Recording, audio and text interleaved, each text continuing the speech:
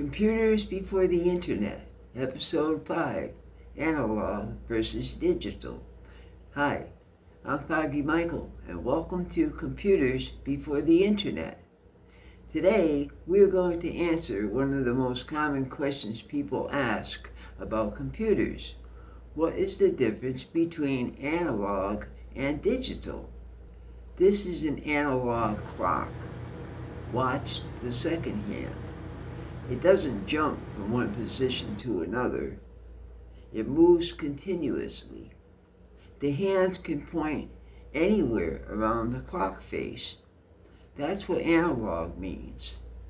An analog device represents information with continuously changing values. Now look at the digital clock. Instead of moving continuously, it displays specific numbers: 94101, 94102, 94103, etc. It changes in distinct steps. That's what digital means. Digital devices work with separate individual values rather than continuously changing values. The smartphone is also a digital computer. It looks like it understands numbers, letters, music, photographs, movies, and even your own voice. But underneath it all, it is just billions of zeros and ones. Whether it's the IBM System 360 that I programmed back in 1970, or the smartphone in your pocket today, every digital computer ultimately speaks the same language: zeros and ones. Here's another interesting example. When you speak into your phone, your voice begins as an analog sound wave. The microphone converts your voice into billions of zeros and ones.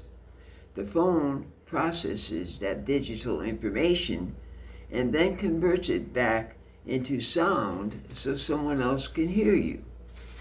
Analog and digital actually work together every single day. Here are a few more examples. A slide rule. For over 300 years, engineers used slide rules to multiply, divide, calculate logarithms, and trigonometry.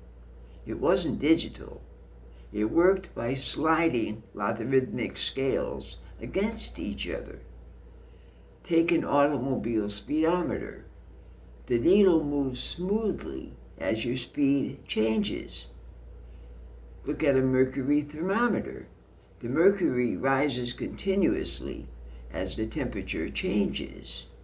All of these are analog because they represent continuously changing values.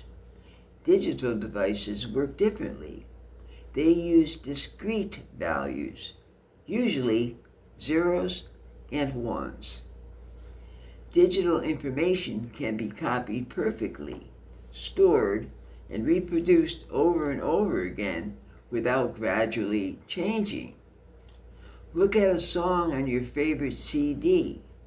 It's billions of zeros and ones and never changes over time. It always sounds exactly the same. That's one of the reasons digital computers transformed the world. Many people think analog disappeared, but it didn't.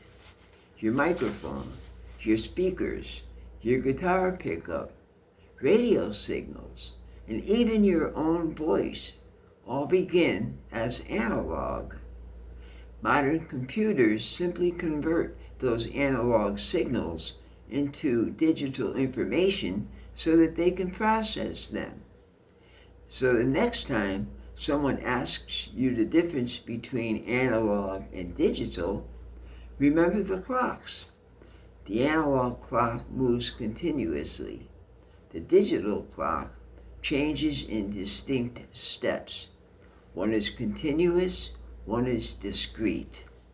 Whether it's an IBM System 360 from 1970 or the smartphone in your pocket today, they all begin with the same simple idea: zeros and ones.